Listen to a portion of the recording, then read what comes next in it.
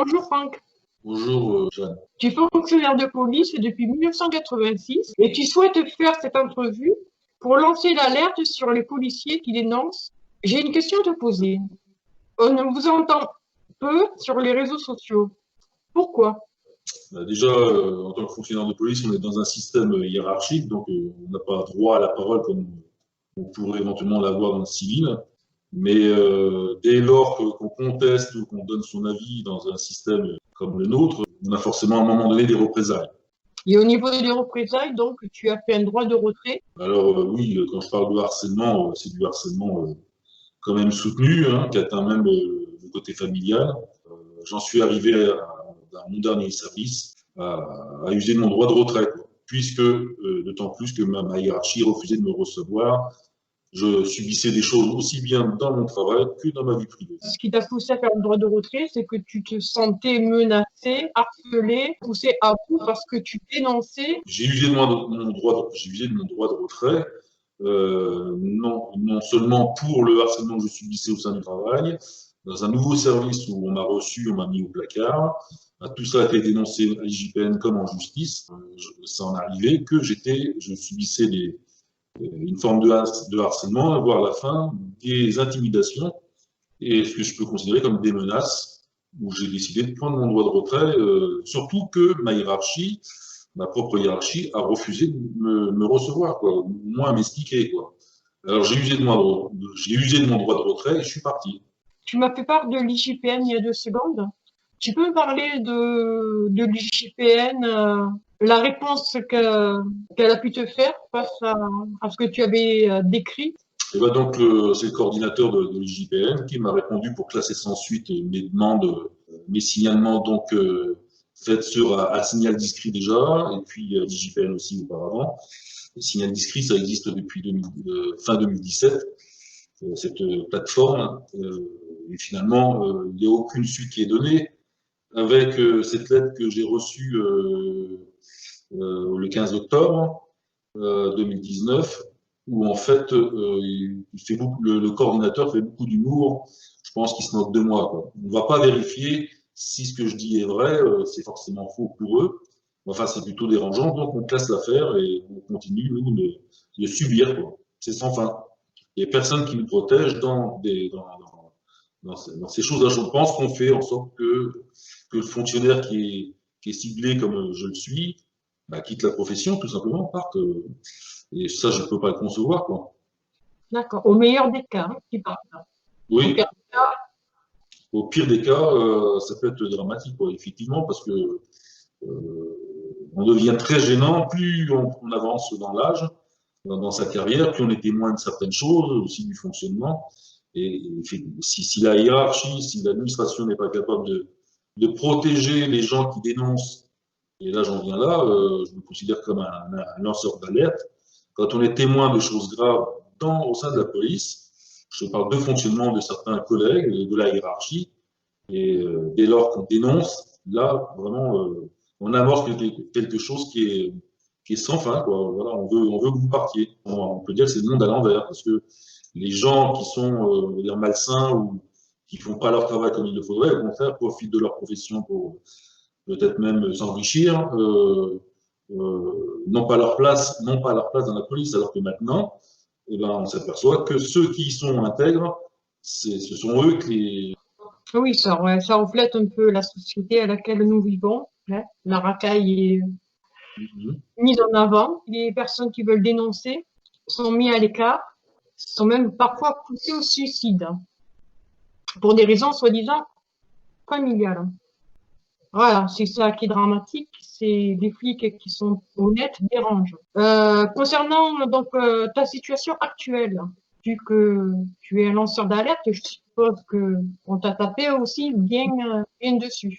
Ouais, oui, parce que j'ai même écrit en début d'année à la chef IJPN pour relancer une enquête qui avait été faite finie en 2015 par l'IJPN, là où j'étais. Alors là, j'ai démontré aisément que tout était orienté, c'est-à-dire la façon que l'enquêteur de l'IJPN mène son enquête en choisissant ces personnes auditionnées qui en fait étaient mes harceleurs.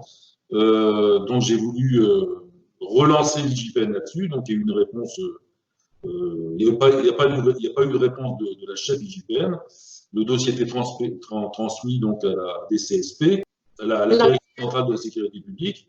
Donc après, c'est hiérarchique, on n'est plus dans l'IGPN, et on se charge de moi pour finalement m'enlever mon salaire, quoi. Voilà. Donc on me fait comprendre de partir ou de plus avoir de salaire en tout cas. Enfin, c'est complètement illégal parce que j'ai plus de salaire depuis un mois. On demande même de rembourser rétroactivement. Ces gens-là refusent implicitement, c'est-à-dire qu'ils ne répondent même pas à mes lettres en recommandé pour avoir des copies d'expertise psychiatrique à laquelle je me suis soumis en 2018.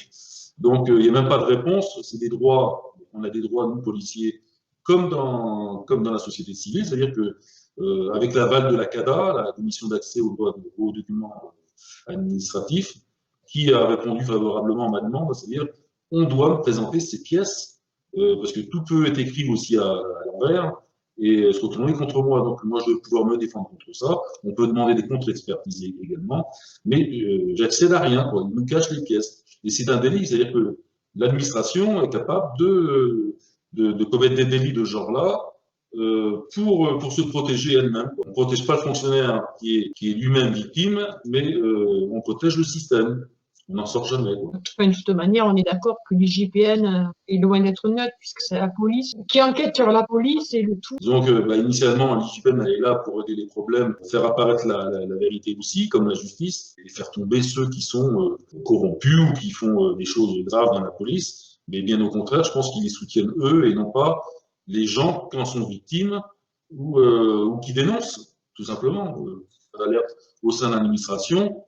Alors, tout arrive. Je veux dire, les gens qui font des choses contraires à la loi au sein de la police, forcément qu'ils ne se gênent pas, ils mettent tout en œuvre pour vous isoler complètement. Voilà. Donc, on sait que c'est pas rien, la police. Si vous avez des officiers qui se présentent dans votre environnement, même privé, pour dire que la personne est comme ça, alors que c'est tout à fait le contraire, bah, c'est désastreux, quoi. On nous isole de cette manière-là, on vous fait passer pour un paria, quoi. Ou pour un fou, puisque justement, comme oui, c'est pareil, oui, on fait voir que la personne, elle est autrement qu'elle est, quoi. Donc c'est très fatigant, ça. Ça le suit depuis tout le temps. Moi, j'ai 34 ans d'administration. On n'arrive pas comme ça à lanceur d'alerte en 2020, quoi. Je veux dire, on a un profil, un caractère. Je suis pour la justice, je suis pour la transparence. Forcément, quand je suis rentré en 86, j'étais déjà comme ça. Après, les choses, on les comprend pas au début. C'est au fil des années qu'on découvre déjà de plus en plus de choses. On arrive à 2000, par exemple, 2002. Donc, j'ai quand même quelques années de carrière. Et ben, il m'arrive des choses, on va dire, effroyables. Je suis vraiment là, je vis des choses très intenses parce que on est capable de vous monter aussi des coups, pour vous faire tomber, quoi. Voilà. Donc, on vous implique dans des choses pour vous faire tomber. Et ça existe. Oui, ce qui s'appelle le faux, usage de faux. Oui, voilà. Donc, moi, j'ai dénoncé des dossiers de corruption au sein de la police avec du faux fait par certains collègues pour sortir leurs copains, que moi-même, j'avais, grâce à l'ADN ou sur des cambriolages, des gens qui étaient mis en cause, qui, en fait, ont été sortis d'affaires en justice parce que ça a été classé sans suite grâce à des faux en écriture.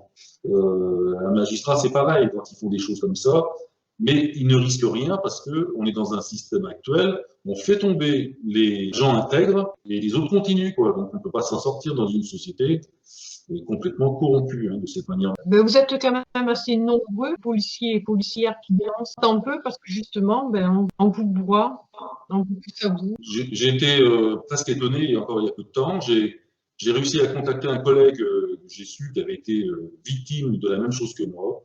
Mais je pense que les gens ont vraiment peur. Alors justement, tu parles de quelque chose qui nous tient à cœur autant toi à moi, que vous êtes assez nombreux comme victimes, témoignent de la solitude. Quand on vous a fait le pire, on n'a plus peur de rien. Mais je sais que moi, je vais jouer au bout des choses, quoi. Donc après, s'il y en a d'autres qui voulaient me rejoindre, évidemment, mais ma porte est ouverte, quoi. Enfin, là-dessus, il n'y a aucun souci. Après, les collègues, s'ils m'entendent, au contraire, moi j'ai les bras ouverts vers tous ces gens-là. et parlons ensemble pour éviter que certains se fassent du mal, quoi. Pour conclure, vous rencontrez les mêmes problèmes que nous, les civils, c'est-à-dire qu'à partir de l'instant où vous voulez dénoncer ou si vous êtes contre le gouvernement, il vous arrive les mêmes choses qu'à nous, c'est-à-dire une répression. Après, on retrouve la même chose dans ce fonctionnement, on le voit bien, dans la société civile, avec les manifestations des Gilets jaunes. Déjà, je connais un petit peu le métier, enfin, au niveau du maintien de l'ordre. Quand on voit, dès le début, j'ai suivi dès le début, moi, les manifestations des Gilets jaunes. Donc, on remonte à fin 2017, quoi, où en fait, c'était pacifique et on met en affront des rangs de CRS ou de gendarmerie. Évidemment, ça va mal se passer si on balance des grenades dans les pattes des gens, quoi. Voilà, donc, on excite tout ça. Et le maintien de l'ordre, c'est pas ça. Hein, des manifestations, on est en parallèle dans les rues, discret, on accompagne, et ça, j'ai toujours vu ça tout le long de ma carrière. Donc là, déjà, pour moi, c'est une évidence qu'il y a un changement de politique de ce côté-là. On provoque carrément les gens et on leur demande tout simplement, et c'est vraiment mon avis personnel, où on leur demande de se la fermer. On muselle les gens de cette manière-là, comme ça a été fait, comme on le fait au sein de mon institution. Donc on fait partie de la même chose, on fait partie de la société, tous ensemble, et on est en train de nous brider à un tel point. Pour moi, c'est plus une démocratie, quoi. Donc le droit d'expression en manifestation, c'est un droit. Bien sûr qu'il faut quand même une sécurité, mais jamais ça s'est fait comme ça auparavant. On oblige les gens à ne pas manifester et à ne pas s'exprimer, quoi, surtout, quoi. Donc, c'est là que c'est grave. Oui, en fait, voilà, c'est quelque chose que je dis régulièrement depuis que je suis chez les jeunes, c'est que moi, je pars toujours sur les bons flics. Hein. En fait, nous avons exactement les mêmes problèmes. Si on veut dénoncer, on se fait défoncer. Oui, bien sûr. Tout ce qui est lanceur d'alerte, de toute façon, c'est très mal vu et personne ne comprend, quoi. C'est-à-dire que on n'est pas là dans une majorité de la population qui va subir tout ça. Je crois que les gens sont passifs de ce côté-là. Ils comprennent pas tout, quoi. Que ce soit gilets jaunes, police ou autre chose. Enfin, je parle de gens intègres, hein, enfin de lanceurs d'alerte, tout simplement. Si les choses sont dites, c'est pas pour rien, quoi. Je reviens à ma personne. Si j'écris à l'IGPN, si je téléphone à l'IGPN, si j'écris à la justice, si je demande d'être reçu par ma hiérarchie, je suis pas un enfant, je suis pas en train de faire mon caprice, c'est qu'il se passe quelque chose.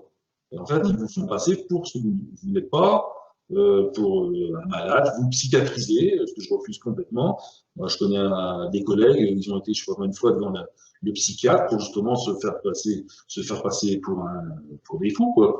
Deviennent des malades finalement ou du compte, quoi. Et ça, je me le refuse.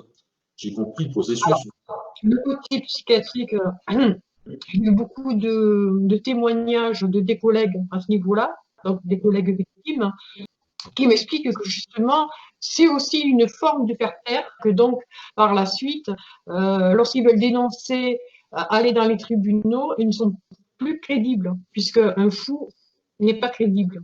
Mais ça va plus loin que ça, c'est que moi je vois, et avec des preuves, c'est que vous voyez que les juges, je dis pas que tous les juges sont comme ça, tous les magistrats sont pas comme ça, mais ils sont eux-mêmes influencés. On sait très bien qu'il n'y a pas d'indépendance des juges. Ça devrait, dans la théorie, on dit que les juges sont indépendants, dans un juge d'instruction par exemple, et c'est pas vrai, quoi. Déjà, dans le mécanisme, l'échange entre le procureur et puis le juge, c'est plus de l'indépendance, ça. Mais en plus de ça, les gens sont influencés, voire peut-être menacés, j'en sais rien, ou en fait, je vois avec des preuves que mes demandes d'actes, j'ai suivi un dossier d'instruction où je fais des demandes d'actes, où tout est refusé, par exemple, et voire même mentent sur les délais d'appel. Il y a des délais d'appel quand on fait une demande d'acte, par exemple, j'amène une preuve et puis on refuse de l'insérer dans la procédure, donc je peux interjeter l'appel. Et quand on joue sur des délais d'appel en mentant, c'est-à-dire qu'après il y a la loi, hein, j'ai les textes, hein, et on s'aperçoit que le juge lui-même fait croire à autre chose de ce qui est marqué dans les textes, il y a quand même un sacré problème, quoi. Tout ça pour écarter tout ce qui peut amener la preuve du harcèlement que j'ai vécu, par exemple, quoi. Donc c'est tout le système est gangréné par une entité, enfin je parle du gouvernement, mais ça va au-delà de tout ça, je pense, hein, où en fait, on cherche à vous faire taire, quoi. Donc, gilet jaune, police ou autre chose, de toute manière, il faut absolument faire taire les gens. On en est là. On est tous dans le même bain, en fin de compte. Ah oui.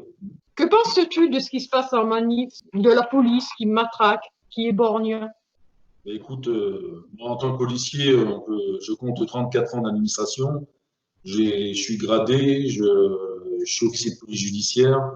Enfin bon, pour dire que je suis quand même assez objectif maintenant dans le métier de policier, je ne comprendrai jamais comment des fonctionnaires de police ont pu, même en recevant des ordres, déjà pointer leur arme, leur LBD sur la tête des gens et non pas sur le corps, je parle bien de la tête, et d'avoir tiré, ça me paraît complètement, enfin, c'est atroce, quoi. Je veux dire, on a éborgné des gens, coupé les mains avec des grenades, enfin, je veux dire, on a utilisé des moyens vraiment pour faire taire les gens et à l'extrême, quoi. Enfin, on a vraiment utilisé, j'ai vu des bacs courir, tirer le canari là, à vue, alors qu'il n'y a plus de légitime défense qui compte, quoi. Je pense qu'en légitime défense, il peut se passer des choses, mais il n'y a pas de légitime défense. On a vraiment poursuivi des gens qui se trouvaient dans les rues, qui étaient isolés, un coup de LBD, quoi. Donc, moi, en tant que fonctionnaire de police, je le dis ouvertement, forcément, je suis contre ces choses-là. Et il faut absolument que les gens se réveillent, ne pas tomber dans cette forme espèce de forme de dictature en France où la police est devenue une police d'État, une police politique plutôt. C'est ce que les gens ont du mal à comprendre d'ailleurs, c'est que nous avons les mêmes ennemis, les mêmes problèmes. Les gens qui ne sont pas concernés, il faut vraiment qu'ils l'entendent aussi. Tant qu'ils n'ont pas ce problème-là, parce que ça peut arriver à tout moment. Moi, je vois des gens, énormément de gens qui sont pas policiers, mais à qui on prend leurs biens. Et des gens qui ont leur entreprise, on leur crée des liquidations judiciaires avec du faux, vous voyez, le faux. Et des gens qui tombent dans la misère de cette manière-là, quoi. Et il y en a énormément, énormément. Et la justice tourne avec ça, quoi. Enfin, je veux dire, c'est quand même pas admissible, quoi. Tout le monde est touché. Alors, des gens, bon, les voisins, ou la famille, tant qu'ils n'ont pas des problèmes, ils ne comprennent pas ce qui peut nous arriver à chacun de nous, parce qu'ils voient quelqu'un et ils entendent que l'autre, il n'est pas bien, qu'il est malade, qu'il a des problèmes psychiatriques, ils entendent que ça, donc finalement, ils ne vous viennent pas en aide. Justement, on vous isole encore un peu plus, quoi. Et le jour où ça peut arriver à tout le monde, c'est-à-dire que le jour où ces escrocs à col blanc décident de piquer l'argent d'une entreprise ou à nous, je veux dire, ça peut être une petite entreprise comme une plus grosse, et ben là, par contre, je pense que ces gens-là, ils changent d'avis, ils comprennent ce qui se passe dans la société. Et c'est difficile de faire rentrer ça dans la tête des gens qui ont une vie à peu près normale. Alors, justement, ça fait plusieurs fois que tu parles d'isolement. Donc là, je reviens sur les bleus, là. Donc, je vais lancer encore une fois l'appel. Tous ceux qui sont victimes, comme toi, de toutes ces corruptions, toutes les personnes, la police qui est toute cabossée à genoux, lynchée, broyée, désespérée, ma porte, elle est toujours ouverte. On va finir par la question qui semble dérisoire au vu de ce que je dis. Franck, comment tu vas maintenant? Ah ben, mentalement, je vais bien. Je veux dire, d'ailleurs, je m'en étonne parce que là, je viens de savoir que, et rétroactivement, en plus, on me supprime ma salaire, donc c'est grave. Mais je suis dans le combat, c'est-à-dire que je suis pas dans la déprime ou la dépression là-dessus. Au contraire, j'ai engagé un avocat, je me bats contre le préfet qui a décidé de me supprimer mon salaire, et je pense illégalement de la manière que ça s'est fait. Voilà, j'en suis là. Et donc mentalement, j'ai toujours le mental d'acier. Hein. Je dis pas qu'il y a des moments où on fatigue tous hein, dans tout ça, mais je ne veux surtout pas me suicider pour ces gens-là. C'est clair, c'est loin de tout ça. Mais je combats non seulement pour moi, mon fils, la société, et c'est ce qu'il faut faire tous ensemble, et se rejoindre, échanger des... Il y a des gens qui échangent quand même hein, sur les réseaux sociaux, qui échangent beaucoup de ce qui leur arrive, de ce qui se passe. Donc on devrait pouvoir, même les gens qui sont neutres là-dedans, c'est-à-dire qui n'ont jamais été victimes, ils devraient pouvoir, il y a de la matière pour que toute la population se rende compte de ce qui se passe sur une partie de la population. Et il faut absolument que ça bouge. Il faut que ces gens qui représentent la population, je parle de mes chefs, je parle des gouvernants, je parle de tout ce qui est de la justice, tout ce qui représente le peuple français, il faut absolument les atteindre, vraiment les déloger là où ils sont, parce que c'est des seigneurs. Ils ont décidé de s'enrichir sur le dos des gens, mais en détruisant l'individu. C'est ce qu'ils font, ils détruisent l'individu. Ils ne se rendent peut-être même pas compte de ce qu'ils font. Ils détruisent l'individu pour arriver simplement pour s'enrichir, vous donner du pouvoir. Et ça, c'est pas tolérable, quoi. Donc, c'est bien nous qui commandons. Je veux dire que c'est bien le peuple qui décide, qui a décidé d'élire telle personne. Ou, voilà. Donc, les retours sont très mauvais, quoi. Ça peut plus durer, quoi. Malgré tout l'enfer que tu vis, ça fait déjà longtemps, tu restes toujours debout. Et donc, la différence avec le début, ça aussi, je parle aux harcelés, justement, c'est le point critique, c'est le début. Vraiment, quand on est vraiment ciblé et qu'on s'acharne sur vous, c'est les premières années qui sont les plus critiques. Je parle de ceux qui se sont suicidés, très vite sûrement, parce que c'est là, quand on comprend rien, on ne sait pas ce qui nous arrive. Au début, je me souviens, c'était vraiment très intense. Je me disais, mais c'est comme des mots d'ordre. Je me disais ça. Je voyais des collègues qui me harcelaient à tour de rôle, 2 par jour, plein de choses qui arrivaient bizarrement, des situations qui n'existaient pas, qui étaient créées comme ça devant soi, et je ne comprenais rien à l'affaire. Maintenant, je comprends tout. C'est-à-dire que plus on attend, plus on cherche, plus on combat, plus on devient fort. Et ça, ils n'aiment pas, parce que les gens qui résistent comme ça, ils savent que c'est dangereux pour le système. Et maintenant, je suis pas dans le flou comme je pouvais l'être. Il n'y a aucune raison que je me fasse du mal par rapport à ça, parce que j'ai tout compris. Donc, si un jour, d'ailleurs, je peux le dire, si un jour il m'arrive quelque chose, il faut que ce soit bien entendu, ça ne viendra pas de moi. Simplement, quoi. Ça, c'est clair. Mais je te remercie pour cette entrevue. C'est avec plaisir. On garde contact quoi qu'il arrive. D'accord. Et puis, si des collègues voulaient échanger par ton intermédiaire, il n'y a aucun souci, bien au contraire. Je pense qu'il faut vraiment s'ouvrir et se soutenir et pas rester dans son coin, surtout pas mourir en feu dans son coin. Donc, on se dit à bientôt alors. À bientôt. Au revoir.